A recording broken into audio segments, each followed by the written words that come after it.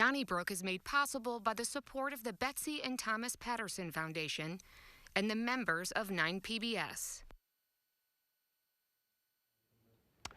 I've got tickets to the St. Louis Symphony playing Beatles music tomorrow, and I've got tickets to the Blues game on Saturday. Life is good. Let's hope this show is. Welcome to Donnybrook. Alvin Reid sitting in for Charlie Brennan. Hey, I'm going to introduce our guests, starting with Wendy Wiese. She's not a guest. She's actually here every week. One of our founders, Bill Hartmann. Bill Hartmann. Bill Hartmann or Bill Hartmann? Bill McClellan, sorry. We'll keep rolling. Ray Hartmann, another founder. And joining us, Sarah Fenske, sitting in for Charlie, actually, but she's in my chair. Well, down at Columbia, a young man was found apparently just blacked out drunk and had to be taken to the hospital. The entire Greek system has been shut down, at least for the time being, indefinitely. Wendy, is that an overreach? I don't think it is. I think somebody's got to be, not being funny, the responsible adult in the room. And I agree with you on that score, but I think that you hold the responsible, once we have figured out who the responsible adult is, then we hold the responsible adult responsible and leave the rest of the Greek system alone at Mizzou. I think that the fact, I just can't tell if it's just sort of part and parcel of 2021 and the fact that everybody's nervous right now to make a misstep, especially the University of Missouri system, like every other university system in the country. But I couldn't tell if it was that or if there was something else going on. And I know that there was some sort of an investigation underway as to whether or not drugs had been, or drinks had been laced with drugs. So I say leave the rest. I say leave the rest of the Greek system alone at Mizzou, and find the perpetrator and deal with them. Well, I remember the cartoon show South Park, and Chef was the wise man, and the kids were trying to think of something to do, and Chef said, "There's a time and place for everything, and it's called college." And so the fact that some college student got wildly intoxicated and had to go to the hospital, I'm glad that he's okay, but it does seem to me like a overreaction, kind of like in that movie with Humphrey Bogart. I'm having problems. Casablanca. Gambling in here, I'm shocked. Yeah. Right, exactly. Right. Exactly. And I think that's why I'm looking at this going, how does the Greek system even continue at this point? I mean, we've all heard about helicopter parents. Parents are so involved in what their kids are up to. They're so litigious. They want their kids to be safe. It's shocking that a group that gets together to drink and occasionally compel others to drink to excess, that this is something that even exists in 2021. It's a holdover from a different era. Well, yes, it is. It's our era. I remember. For us, right. I have to say, I graduated from Mizzou deep into the previous century, and I never dreamt that I would ever defend the Greek system because I was not part of it, but I don't understand this particularly because, I mean, you got to have the punishment fit the crime, and to whatever one thinks of the Greek system. I mean, and admittedly, I don't think we had alcohol back then. I'm not sure. Oh no, I'm sure there was. No, I mean the idea that like there's drinking in any dorm Greek system is not exactly breaking news, and I just don't see the legitimacy of holding the entire fraternity and sorority system responsible. I agree. All right. Now, I am just a Greek. I don't. Okay. And that's the world I'm we not live a in big today. fan of it. I think that, okay, I am a Greek, all right? And whatever went on, went on. I don't remember anybody. Like I say, I'm in a black fraternity, but on any fraternity, any sorority, people have to be rushed to the hospital just whacked out drunk. Okay, at the University of Missouri, you have to live on campus, like in a dorm, your freshman year. Right. Some colleges have 2 years. Why? Because you're not ready for the responsibility in their mind to be living in like a sorority house or like a fraternity house, all right? But at Mizzou, you can as a freshman. So as a result, if somebody ends up passed out drunk, to me, it's the same as if it like, not happened in the dorm, but the responsibility of which is we will shut down. We will say that there will be no parties in here. Will be this. They would do it on campus. Why can't they take control of these fraternity and sorority houses and say, listen, it happened here, but you all know what's going on. Get it together. So take some time off. By the way, they didn't say they couldn't do community service. They didn't say that you couldn't do your rights or whatever as a fraternity or sorority. They just said no more parties. And you think that's cool? I think that's absolutely cool. Well, but I mean, why hold the innocent ones guilty with the guilty? I mean, somebody not everybody did it. It was just one incident, If right? somebody steps out of line academically, you don't fail every student at Mizzou. They stepped out of line socially, and you're penalizing kids who didn't do anything wrong. Okay. Well, a judge has penalized our case against the National Football League. Attorney Bob Blitz has been set on aside because the NFL, I think, was crafty enough to put him on their witness list. So, as a result, Bill, good news, bad news for St. Louis? I think the main guy is down. I think it's actually good news for St. Louis. And if the NFL was being crafty, I think they outsmarted themselves. You know, there's two big lawyers on the St. Louis team, Jim Bennett and Bob Blitz. And if you have two lead dogs, you don't know where you're going. I think you're better off with one lead guy. And Jim Bennett, I've seen him in court a number of times, and he's a terrific lawyer. So I don't think that this is a setback to St. Louis at all. You sound like Angela Lansbury in Murder, She Wrote. We're all so excited about this trial in January, you know, that we're spinning these little intrigues. I do think it's just because he was one of two principals, and they have to make sure that he is able to be cross-examined and in a courtroom setting. I wish I could say that you think I wish I could say I agree with you that the NFL is doing some dastardly stuff here. I just don't think they are. Well, I don't think it really had. I don't know how you can. You know the attorneys better, but I don't purport to handicap how it's going to affect St. Louis's case. I don't think it'll be a big deal one way or the other. But it seems to me a no-brainer that he would be potentially a witness from the NFL. I don't know if it was crafty. He's clearly was in on, and he made a lot of money in that of that 17. Not all, but a lot of the 17+ million St. Louis spent on what I think was a pretty flimsy effort for the stadium went to him and his firm. So I'm sorry, I don't think it. I think it's interesting, though, they didn't raise this until fairly recently, and they raised it in part because they were trying to get a bunch of depositions thrown out that he had taken of some of these NFL executives. I think some of these depositions probably didn't go that well for them. Yeah, and right now, I think the NFL is running a little bit scared. Their lawyers are very good lawyers. They are doing every play they can to try to delay this, to try to, like, get just a yard here or a yard there. I can't believe I'm doing football metaphors. That is a great. Does that throw out their depositions then? In other words, well, so the depositions are allowed to stay. Judge McGraw ruled, which I think is the right call. Well, then so. Yeah, but so you know they're just doing every single thing they can, every possible and I agree with move. that. But that's, I mean, in that lawyering, if that is such a word, yeah, that's what they're doing. But I think they won this round because, quite frankly, Bill, whose face have we seen? Whose words have we read throughout this? It's always Bob Blitz making the statement. And when they wanted to get rid of John Gotti, they got rid of Bruce Cutler, his attorney, first. So always remember that, although I don't think they're going to. Is John Gotti part of this too? John Gotti, apparently. Right, I think everybody doesn't have to worry about prison or like worse. So Stan Kroenke, John Gotti. There we go. Got it. Okay. There you go. Hey, man, this is my hey, billions of dollars at stake.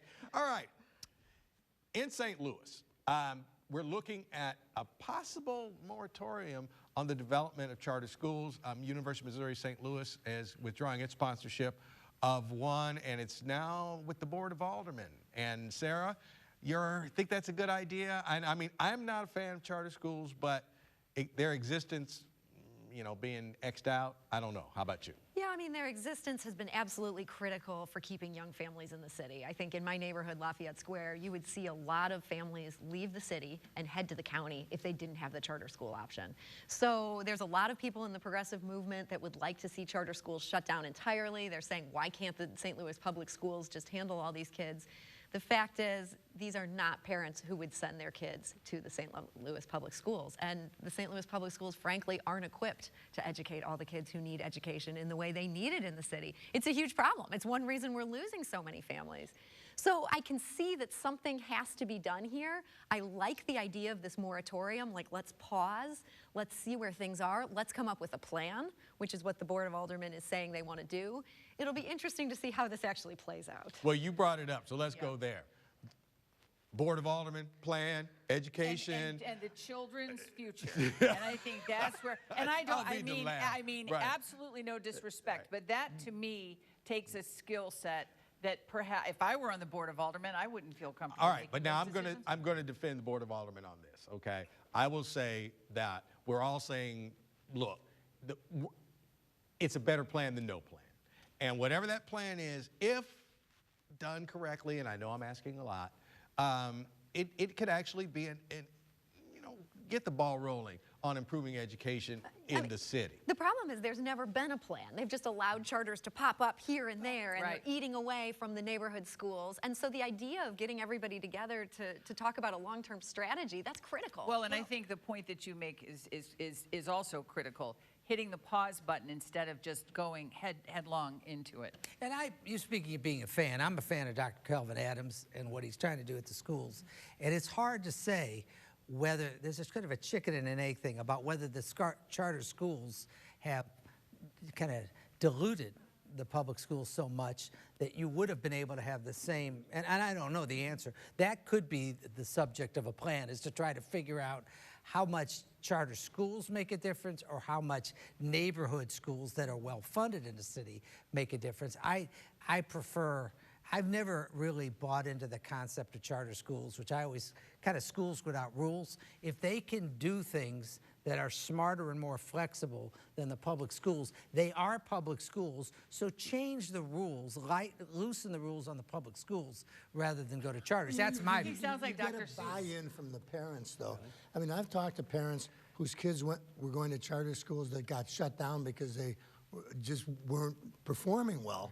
But the parents still believed in the schools. And there was just something heartening about seeing the parents buying into the education thing. But at the same time, you know, as Alvin mentioned, this one that the University of Missouri St. Louis has been the sponsor of, this school is showing terrible results, UMSL's pulling out, and now you have these kids who are kind of stranded, you know, they're getting uprooted, and that's so bad for educational outcomes. And so if you get operators who can't make it work, it ends up setting things way back. Well, imagine being a parent of one of those kids. To me, the thing that I've always had an issue with public charters is they say, well, we have accountability, because if they don't work, we shut them down. Well, tell that to the kids and their families that just got ripped away from their friends and the teachers they've got. I mean, they're not making them guinea pigs and saying, well, we'll see how it works out.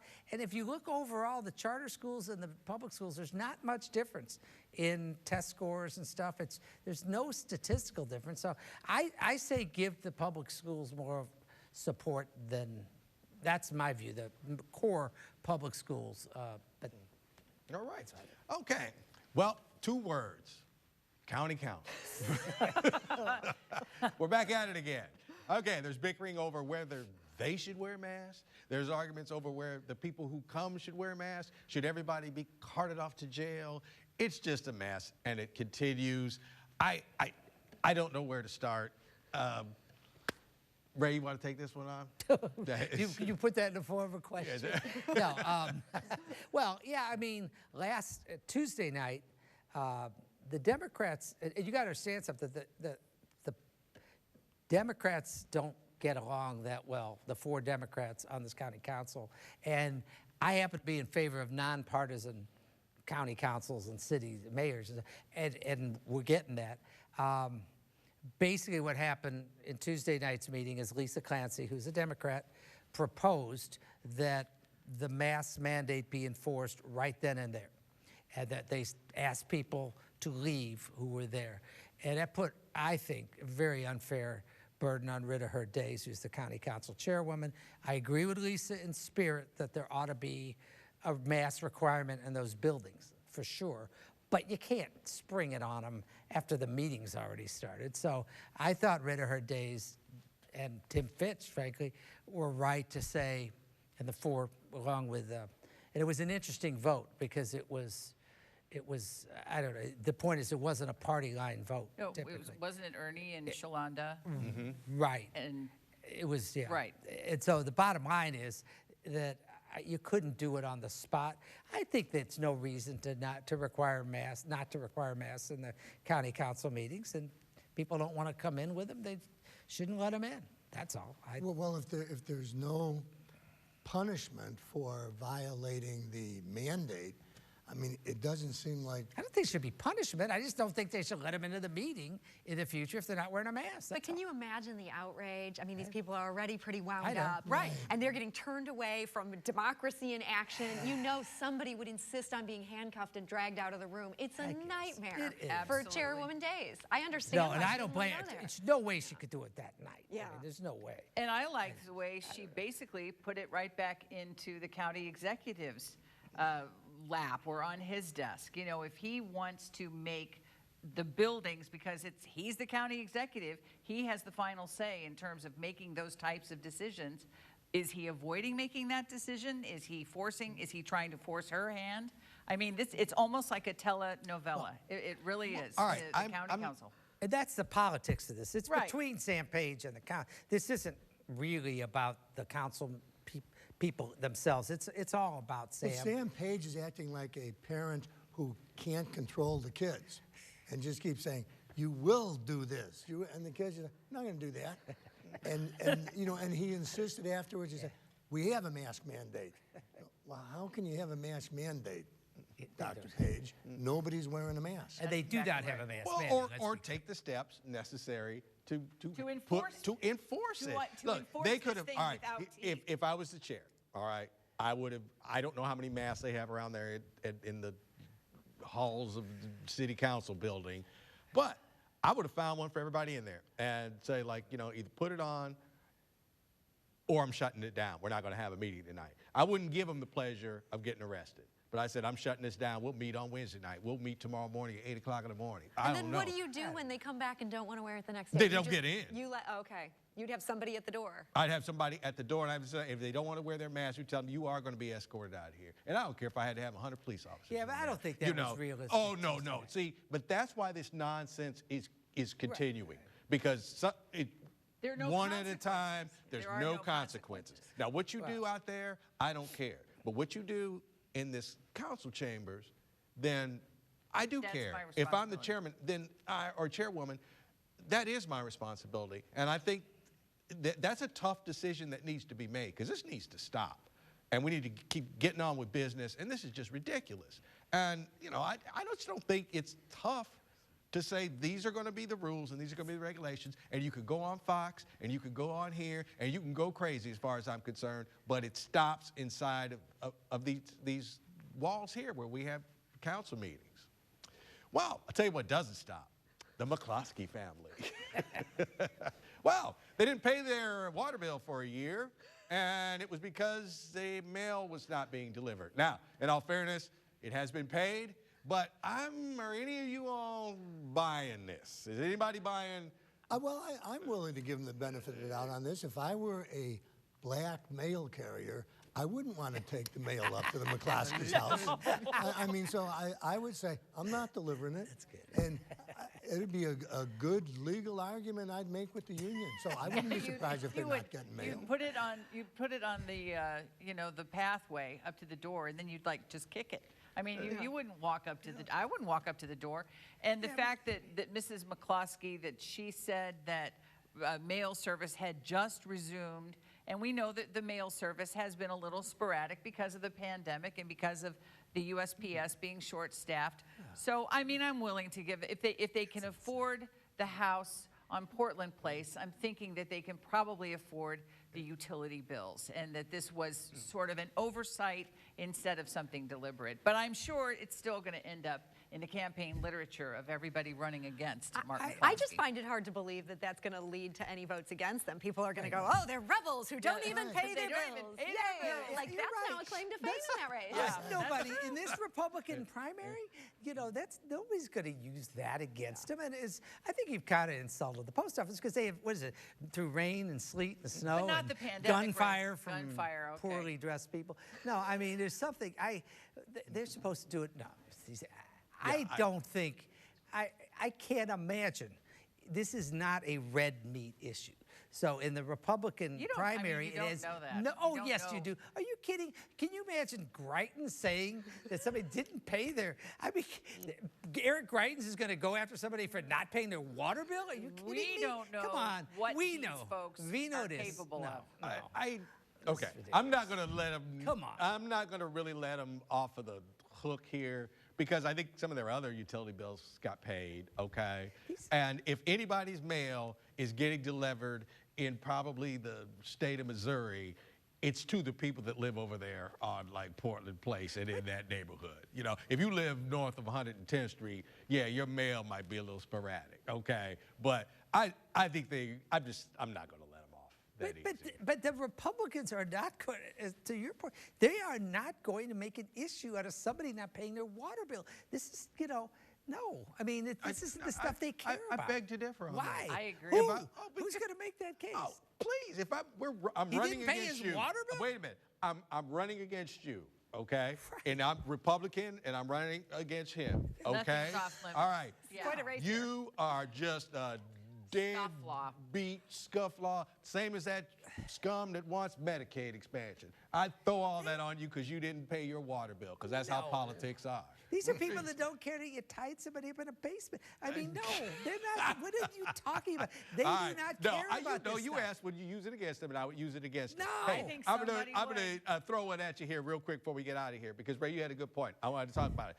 Like I said, I got blues tickets, okay? Right. I got to show that I'm vaccinated, and I'm gonna have to wear my mask, you know, throughout the game if I'm not eating and drinking. Same with the symphony and others. Okay, is it time to say, hey, if you're vaccinated, you prove you're vaccinated, can we not wear our masks when we're indoors at venues? I'm there. I'm ready to say yes to that. Yeah, I think a lot of people are already sort of, Especially at the hockey game. yeah. I mean, that's Yeah. not a little closed-in thing, and if everybody's vaccinated, I don't think you should have to wear a mask. We went to a movie theater in the city, and you were supposed to wear a mask, but then everybody watching James Bond was pretty relaxed about the mask. Yeah, I think everybody's got a drink in their hand, and it's Right. like, oh, I'm drinking. Oh, I was just can't taking wear a my sip. mask. That said, I mean, right now I have a 6-year-old kid, and they say we're maybe a couple weeks away from those kids being able to get vaccinated. We've come this far. Could we at least wait a couple Thank more you. weeks? I applaud that, because I'm like, hey, how about we just do it? I mean, like I say, I was like, you know, fired up about the county council. I'll be a little quieter about it in my regard. I just don't have a problem with Putting wearing on a the mask. right? I don't have a It's problem not either, but I painful. will say this. It's unfortunate that in this politicization of this thing, we've conflate the vax issues and the mask issues. Because to the point that if the Blues are doing the right thing, and they are, by requiring proof of vaccination, I think it changes a little, and they're serving concessions. I think it does change the discussion about the masks a little. And I am for masks. I think it's great that Schnucks and Deerbergs require masks, and I would wear one in any case. Right. But I think that when you're talking about taking the key step, which is about vaccinations, I think it changes the discussion on masks a little bit. All right, I just in any public venue right now, and it's not outdoors. I didn't have a problem with the Cardinal game, but I do have a problem with being indoors with that many people. I'd probably wear a mask, but I don't think I'm not sure it should be as. It's not. First of all, they're not going to be able to enforce it. Right. So it depends. Well, once again, why aren't they able to enforce it? You know, I don't think that's a realistic thing. at hockey game. Well, okay. Yeah, because people are drinking and eating, and it's just. Oh, gonna be hard. and just imagine the poor ushers at the hockey game. It's hard enough being an usher at a crowded event when all of a sudden you might have people coming up to you going, Hey, the guy sitting next to me is not wearing a Exactly. mask. And I Did do- you say something? I mean, And I say, that's and I just- do think that when you're walking around, maybe in the restroom, all those things, asking people to have the mask that rule would be reasonable. And I know, like I say, I would wear the mask, so I don't know, but I can't think I'm going to be wearing it if I was at the game drinking a beer. You know, I mean, it's kind of hard. We'll have to. But that is true, yeah. And You know that there whole will be thing, a like, story. I'll just keep a beer in my hand and then nobody will bother me. So then Yeah. now that'll probably cause more problems. All right, running out of time tonight. Let's go to the mailbag. Not sure if your panelists have changed or if your selection of topics no longer mandates picking a topic the panel disagrees on. But I have noticed lately that you seem to lack diverse opinions on your show. When Missouri politics are the topic, it seems to turn into 5 people bashing the Republican reps in Jeff City. That from L. Carroll. Emory Cox 4, is it possible to attract to St. Louis more than 1,000 here, 1,000 there, of people from Haiti, etc.? Apparently not with Joe Biden. And Angie Noco STL, that's North County, I'm hip. Glad you're reading viewer comments again. Almost as good as your turn. Send your comments or questions to 3655 Olive Street or Donnybrook at 9pbs.org. And remember to tweet us using hashtag DonnybrookSTL. Don't forget, if you missed Donnybrook, you can catch us on your favorite podcast outlet. Stay with us for Donnybrook Next Up. We have a full house in the studio tonight. Joining Bill and Wendy are 3 ladies who know all too well how hard the hospitality industry has been hit by the pandemic. They are here to talk about how things have shifted and how the St. Louis restaurant community supports each other. Bill and Wendy will be right back. Donnybrook is made possible by the support of the Betsy and Thomas Patterson Foundation and the members of 9PB.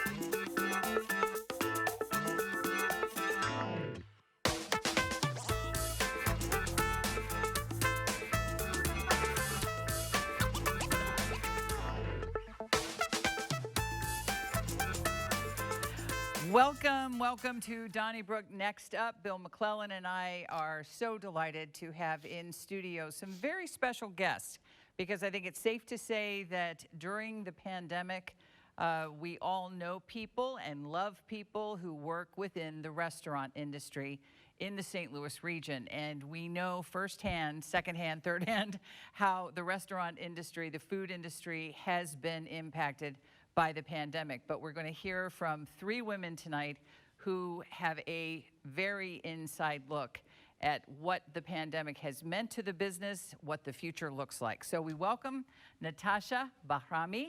She is the owner of the Gin Room inside Cafe Natasha on South Grand.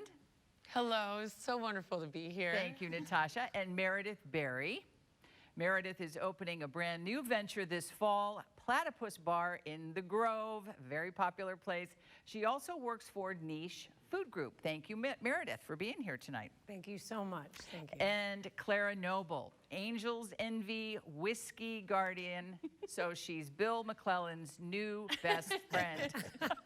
I think their families are going to get together for Christmas.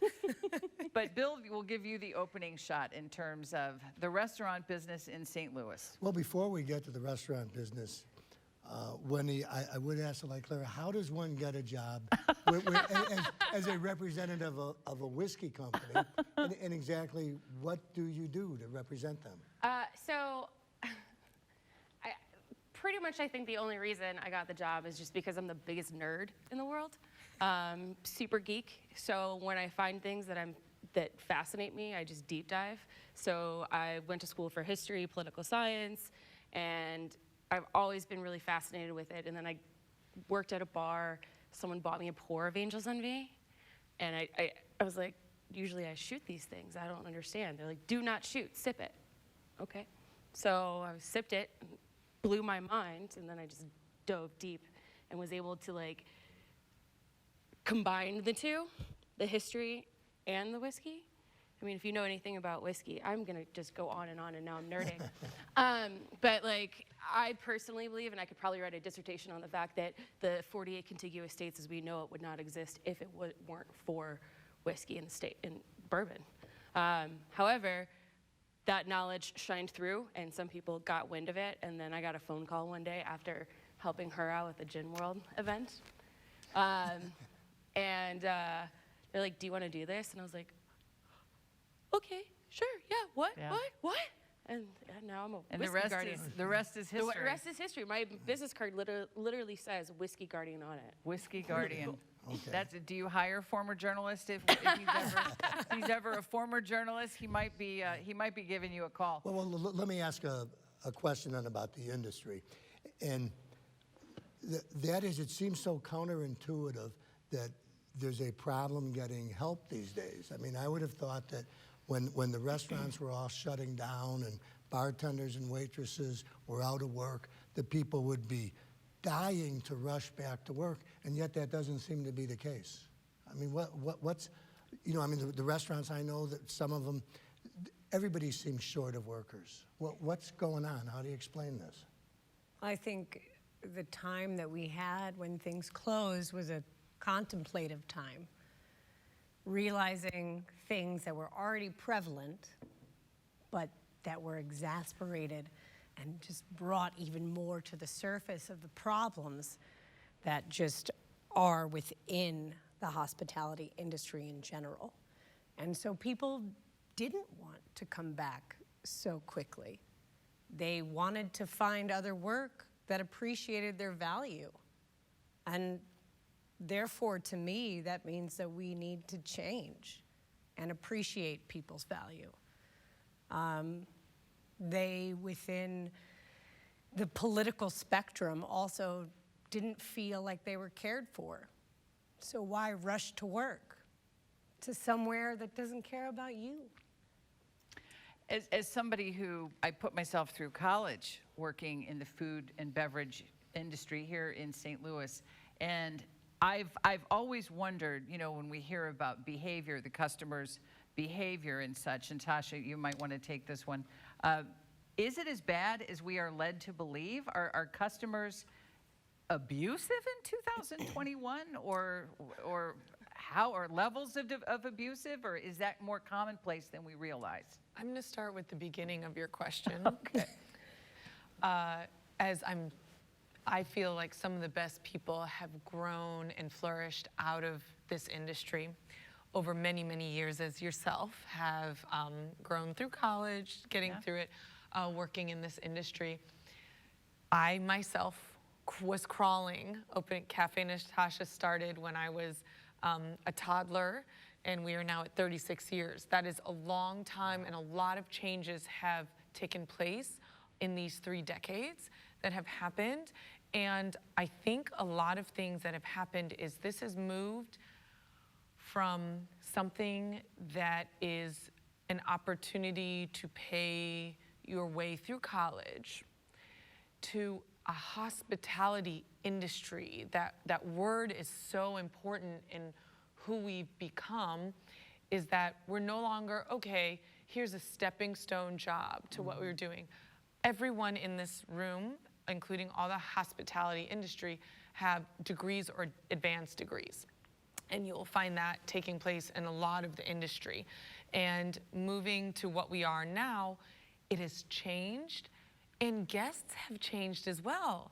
St. Louis community, I've watched it grow. I've lived and worked in New York, DC, Lebanon, all over the world, Spain. Coming back here, we have some of the best people in the entire world. I'm gonna say it right now, St. Louis has some of the best people in the entire world. Caring and appreciative, and the reason why many of us are still in this industry, including my mother, who started many, many years ago, has continued in St. Louis running her restaurant because the guests are so amazing and they become family versus just guests who walk in.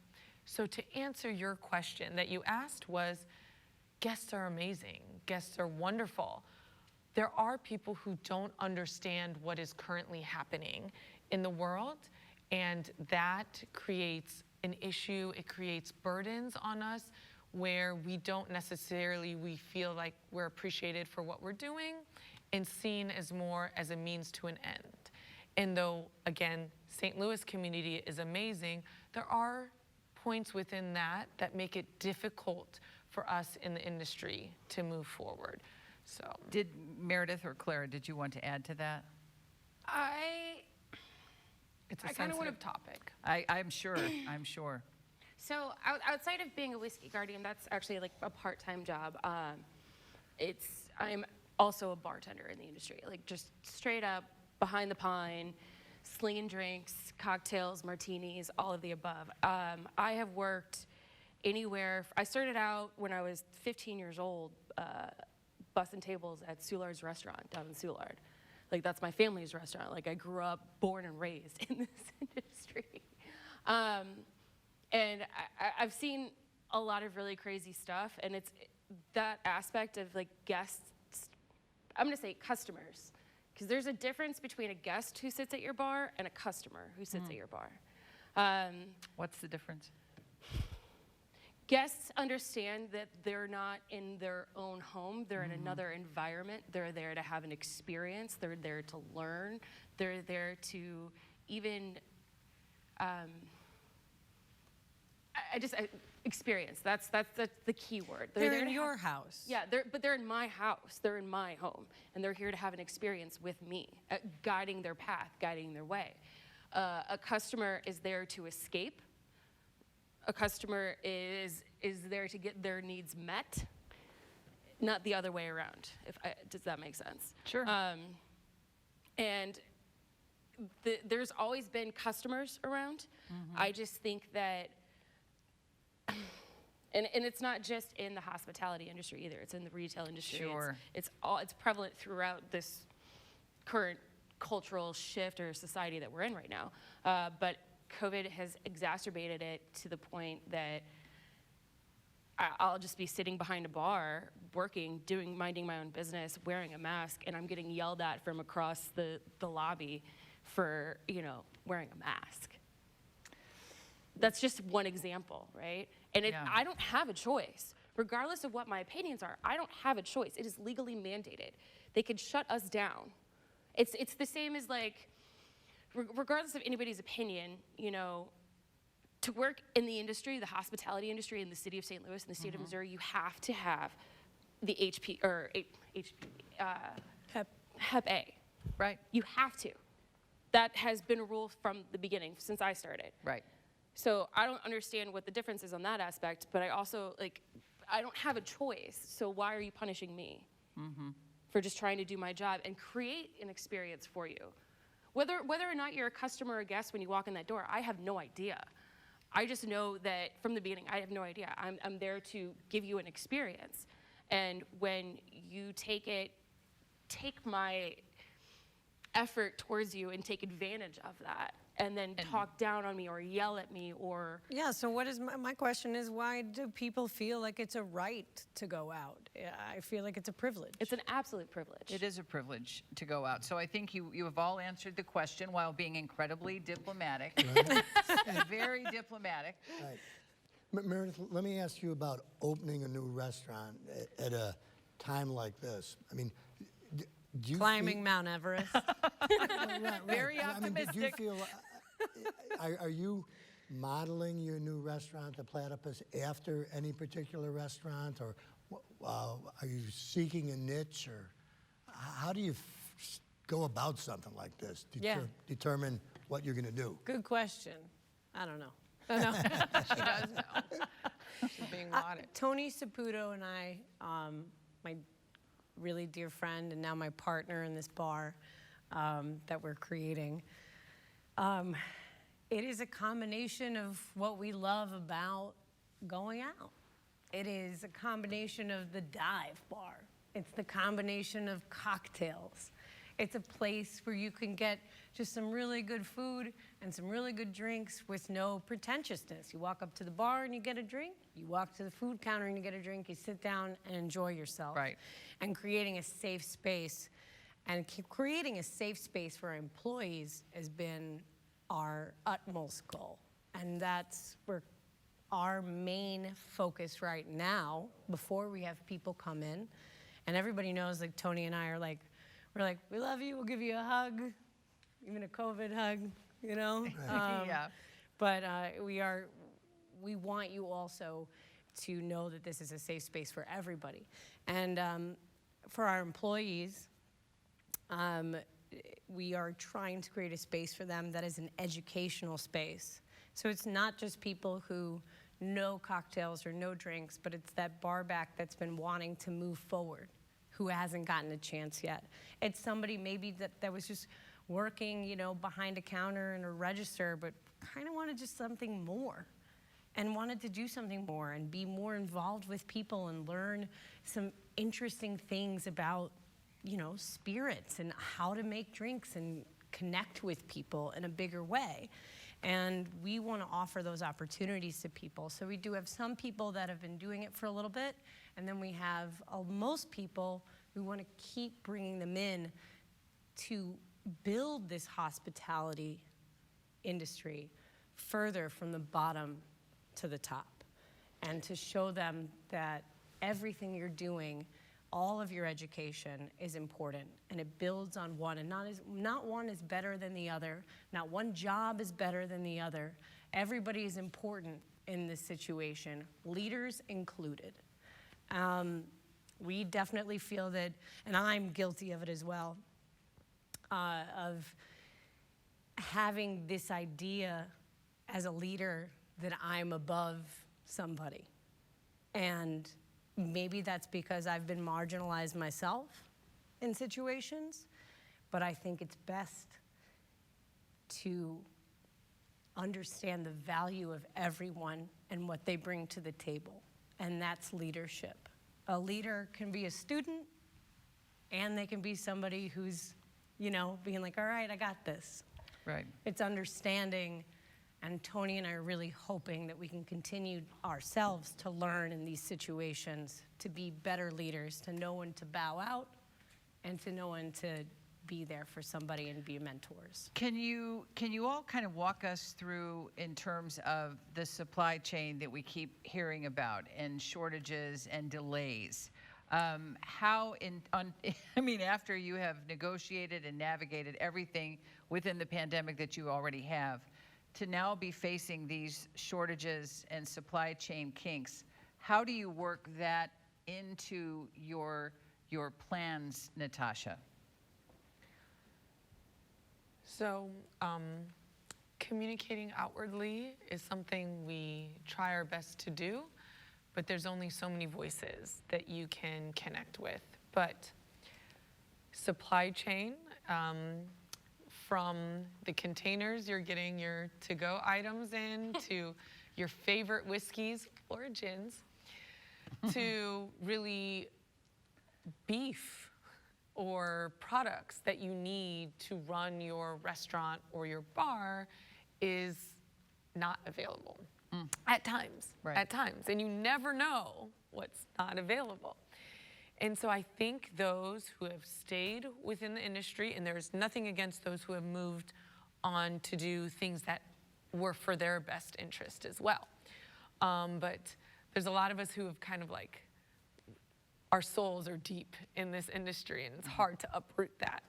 And so what we do is we try to communicate, like, for example, if you try to make a reservation at our place, we love having you. The answer to every single person is, please, we appreciate your patience. We are continuously short on staff or items or such. Please, you know, come with an open mind and be patient when this is happening, because I could have a full front of house staff, which will never happen during the pandemic, or I'll lose half of my back of house staff. And it's just, there's nothing to know what is happening till day of. Wow. And it is not constructive to have a proper service and give the best service in hospitality we want to give. So we smile, we go above and beyond to try to make up for that.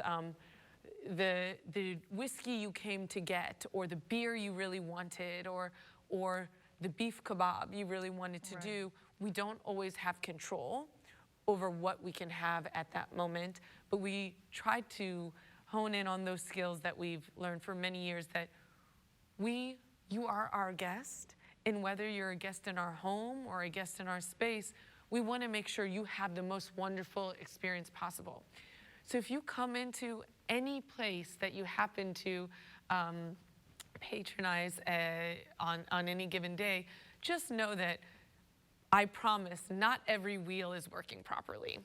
And so most likely many of the wheels aren't working properly, but we're trying our best to go above and beyond to make sure we can still give you that guest, be our guest experience. And just a little bit more understanding is very much appreciated on all of these terms. So there, yeah. How did we get so sophisticated that we went from a town that had a lot of neighborhood bars where everybody drank Budweiser or Busch to which is also amazing. I mean, yeah, nothing wrong with that. But to a city where we have a gin bar, and I mean, you're a international gin star with your gin festival. When people come in to your place, do they have a pretty good idea what kind of a drink they want? No idea. No idea. Okay. No idea. I feel better about that. No, absolutely. And again, to all the others in this industry, half the time guests are coming in, maybe they just want a reprieve. Maybe they had a hard day, they're coming in, and they just happen to jump into a bar that's a gin bar. And they're like, I want a whiskey. Well, we would be happy to make them a whiskey, right? Right. But we also have this underlying agenda that we're like, so I hear you like whiskey. Have you tried this thing called barrel-aged gin, or this cocktail that's made for bourbon lovers, but there's no bourbon in it, you know? And so all of us, whether we're at a vodka bar or a gin bar or a beer bar and somebody wants a cocktail, right?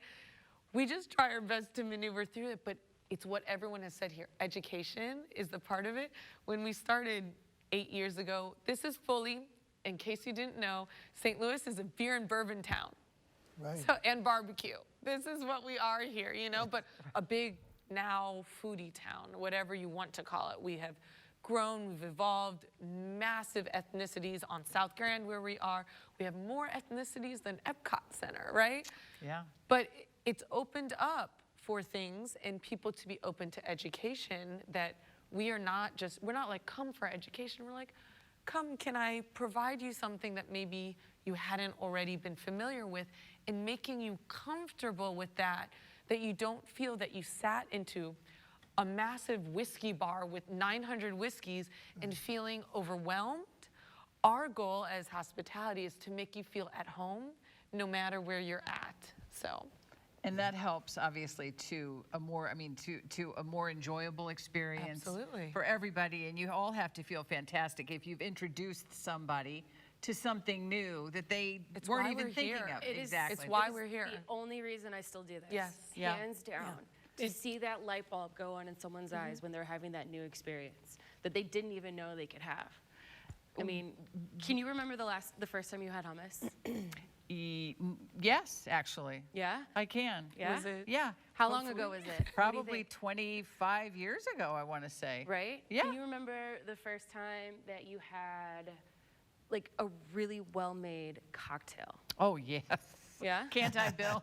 Yeah, I can. Yeah. Right. So one of the things is like being human beings, you know, our memories are retained based on our senses. Right. So right. the hospitality industry is literally creating experiences and creating lasting memories. So you remember, so kind of to your point, I mean, when I grew up, what the F was hummus, right?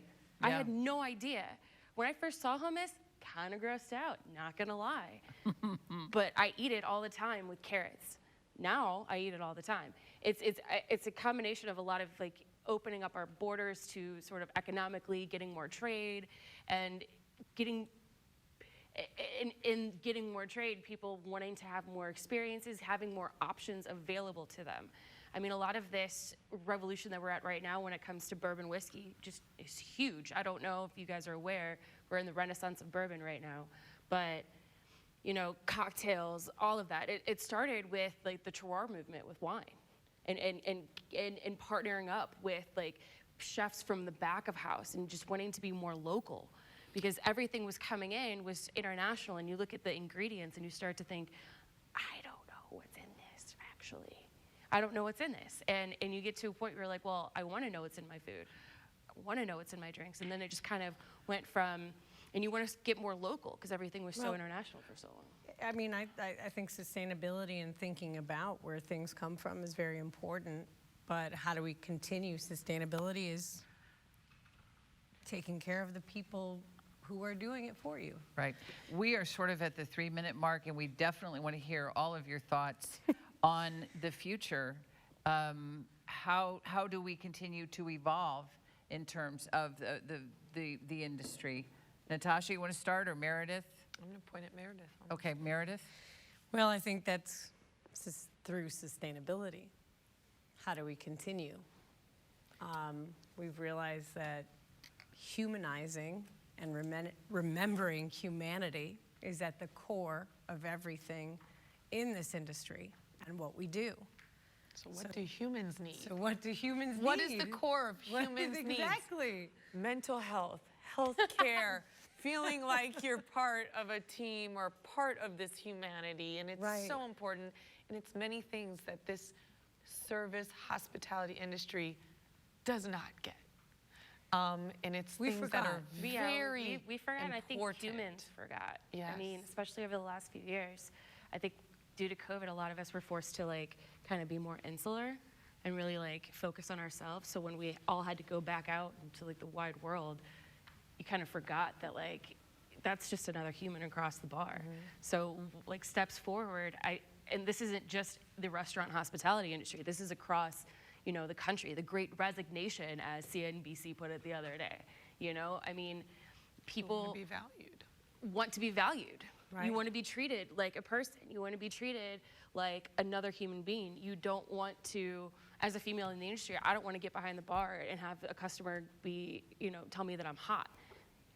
Would you say that to the guy that's bartending with me? No. I mean, it's all about recognizing that we are all human beings and we all deserve, you know, respect as people. Is there a business model? I mean, you're talking about sustainability. Right. And remember, we're sort of up against the clock here. I'm sorry. You know, honestly, right now I'm opening my own bar, but I'm also working for Niche Food Group. And I do feel that as a business model that they are constantly trying to listen and to change and do better. And right now, really cool thing that's happening, they decided to start doing a survey, and it could be anonymous. And we started doing that as well for industry people. We did it and we were like, let's do a survey. Just like put your opinions in. It can be anonymous. Being open, Let us know what we you need as a human being. Yeah. What do you need and what can our business do for you to move forward? Do you think prices are going to have to go up? I mean, that we're going to have to pay It's going to have to work go up. more? Yeah. We can't find things. Things aren't coming in. If they're coming in, they're just waiting and they're sitting there, and it's there's nobody to move it forward. I mean, this is just the time that we're in. Something tells me that this is going to have to be a two-part conversation. So we have all of your contact information, and you'll probably be hearing from us very soon. Natasha Bahrami, owner of the Gin Room inside of Cafe Natasha on South Grand. Meredith Berry, opening a new venture this fall called the Platypus Bar in the Grove. But as you heard, she also works for Niche Food Group. Clara Noble, she is a whiskey guardian, and look for her at your favorite whiskey bar. Thank you all so much for being here. Thank you for having us, and thank you for making this. We really appreciate it. On behalf of Bill McClellan, I'm Wendy Wiese and the entire Donnybrook team. Have a fantastic weekend. Thanks for watching.